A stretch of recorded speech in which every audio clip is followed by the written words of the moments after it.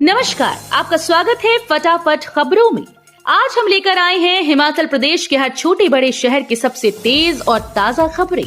तो चैनल को सब्सक्राइब कीजिए और वीडियो कहां से देख रहे हैं कमेंट बॉक्स में हमें जरूर बताइए। कार्यों को गति दें अधिकारी, गुणवत्ता जांच के लिए नियमित करें निरीक्षण। लोक निर्माण मंत्री विक्रमादित्य सिंह ने विभाग के अधिकारियों के साथ प्रदेश में प्रधानमंत्री ग्राम सड़क योजना और नाबार्ड के तहत किए जा रहे विकासात्मक कार्यों की समीक्षा के लिए आयोजित बैठक की अध्यक्षता की। उन्होंने अधिकारियों को प्रधानमंत्री ग्राम सड़क योजना 1 व 2 के सभी कार्यों को जून 2024 तक पूर्ण करने के निर्देश दिए। उन्होंने कहा कि नाबार्ड 24 और 25 भागों के कार्यों की भौतिक और वित्तीय दावों की औपचारिकताएं जून 2024 तक पूर्ण की जाएं, ताकि इन कार्यों को शीघ्र आरंभ किया जा सके। हिमाचल में 20 से 22 जून के बीच प्रवेश करेगा मॉनसून, सामान्य बारिश के आसार। हिमाचल प्रदेश में 20 से 22 जून के बीच दक्षिण पश्चिम मॉनसून प्रवेश करेगा। इस वर्ष मॉनसून सीजन के दौरान सामान्य बारिश के आसार हैं। 15 जून से प्री मॉनसून बौछारें पड़ने की संभावना है। मौसम विज्ञान केंद्र शिमला के निदेशक सुरेंद्र पाल ने बताया कि केरल में प्रवेश करने के बाद से मॉनसून की रफ्तार सामान्य है। संभावना है कि हिमाचल प्रदेश में भी मॉनसून समय से आएगा। उन्होंने कहा कि 15 से 20 जून के बीच बारिश में बढ़ोतरी होगी। जून के अंतिम सप्ताह में ज्यादा बारिश की संभावना है। कई स्थानों पर सामान्य से अधिक बारिश भी हो सकती है। उन्होंने कहा कि इस बार गर्मी ज्यादा रही और बारिश कम हुई। ऐसे में मॉनसून के दौरान सामान्य बारिश की संभावना है।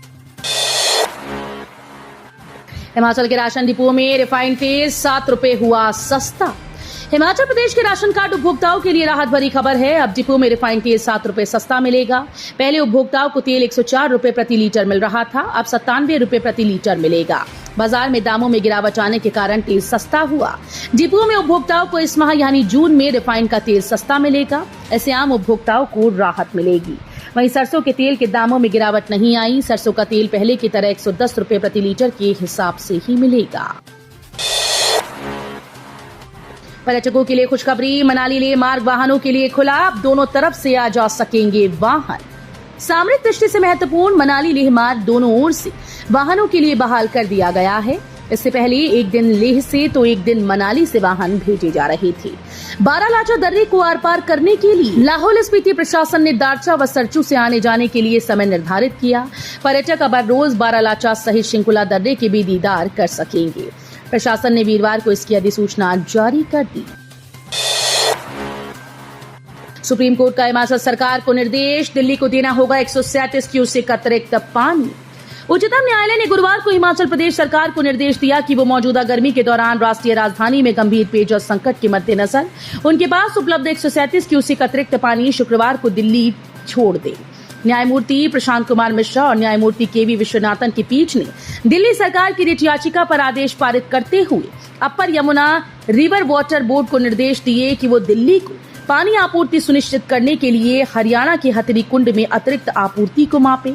पीठ ने कहा, चूंकि हिमाचल प्रदेश दिल्ली को अतिरिक्त पानी की आपूर्ति करने के लिए तैयार और इच्छुक है, इसलिए हम उस राज्य को ऊपरी धारा से 137 क्यूसेक अतिरिक्त पानी छोड़ने का निर्देश देते हैं। विधायकों को 2 आवास देने के लिए बदले नियम।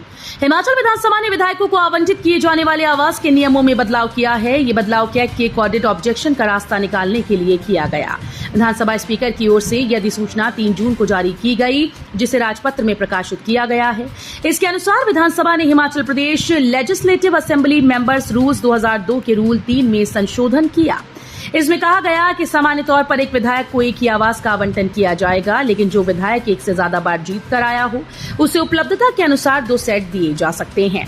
गौरतलब है कि पिछले कई साल से 2 सेट सीनियर एमएलए को देने की प्रथा चल रही थी। आईआईटी मंडी और इंटर्नशाला युवाओं को प्रदान करेंगे नौकरी के अवसर, एमओयू किया साइन। भारतीय प्रौद्योगिक संस्थान मंडी ने करियर टेक प्लेटफॉर्म इंटर्नशाला के साथ एक समझौता ज्ञापन पर हस्ताक्षर किए। इस एमओयू के तहत इंटर्नशाला व आईआईटी मंडी के विद्यार्थियों को उनकी प्राथमिकता और रुचि के क्षेत्रों में सार्थक इंटर्नशिप, नौकरियों और लाइव प्रोजेक्ट्स के अवसर प्रदान करवाएंगे। इसके अलावा इंटर्नशाला व आईआईटी मंडी प्लेसमेंट ट्रेनिंग का भी मुफ्त में एक्सेस प्रदान करेंगे। दुनिया की सबसे ऊंची तिलोचो झील पर मनाली की कृष्णा ठाकुर ने फहराया तिरंगा। हिमाचल प्रदेश के मनाली के नाम एक और उपलब्धि जुड़ गई। गौशाल गांव की पर्वतारोही कृष्णा ठाकुर ने विश्व की सबसे ऊंचाई पर स्थित तिलोचो को फतेह कर लिया। वहीं नेपाल के 17,882 फीट ऊंचे थोरंगला दर्रे पर भी कृष्णा ने पताका फहरा दी। कृष्णा ने इस अभियान को अमेरिका के 5 पर्वतारोहियों की टीम लीडर निम तेंजिन, निक, जयंती, जोरेड, जोएल और गाइड तेंजिन के साथ मिलकर सफलता पाई। कृष्णा और उनकी टीम ने इस अभियान को 25 मई को काठमांडू से शुरू किया और 28 को तिलोचो झील के बेस कैंप पहुंची। एलायंस एयर की दिल्ली से भुंतर के लिए अतिरिक्त उड़ान शुरू। देहरादून के लिए इस दिन से मिलेगी सुविधा। पर्यटन के लिए विश्व प्रसिद्ध कुल्लू मनाली पहुंचना अब दूसरे शहरों से भी आसान होगा।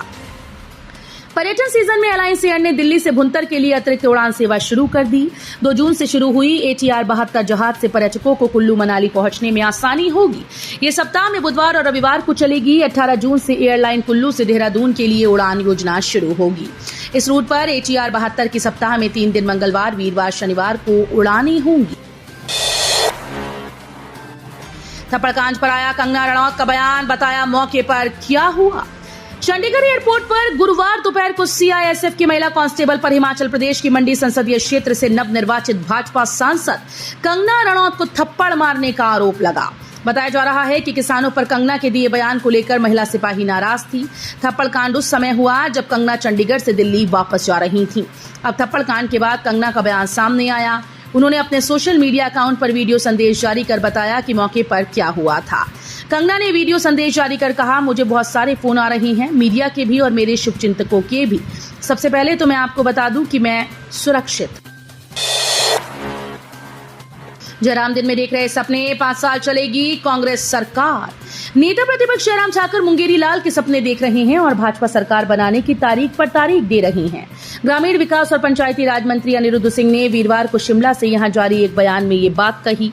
उन्होंने कहा कि सीएम सुक्खू के नेतृत्व में वर्तमान कांग्रेस सरकार अपना 5 वर्ष का कार्यकाल पूरा करेगी। अनिरुद्ध सिंह ने कहा कि प्रदेश के मतदाताओं ने कांग्रेस को 5 साल तक प्रदेश में सरकार चलाने का जनादेश दिया और कांग्रेस सरकार पूरी तरह से मजबूत है। पंडोह में हाईवे पर जा रहे ट्रक में भड़की आग, लाखों रुपए का हुआ नुकसान।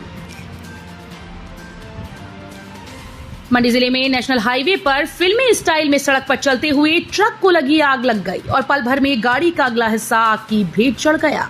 हादसा चंडीगढ़ मनाली नेशनल हाईवे पर पंडोह डैम के पास पेश आया। इस हादसे में ट्रक मालिक का लाखों रुपए का नुकसान हो गया। मिली जानकारी के मुताबिक चंडीगढ़ मनाली नेशनल हाईवे पर वीरवार ट्रक मनाली से बिलासपुर की ओर जा रहा था। जैसे ही ट्रक पंडोह डैम कैची मोड़ के पास पहुंचा तो ट्रक के अगले हिस्से से धुआं उठने लगा।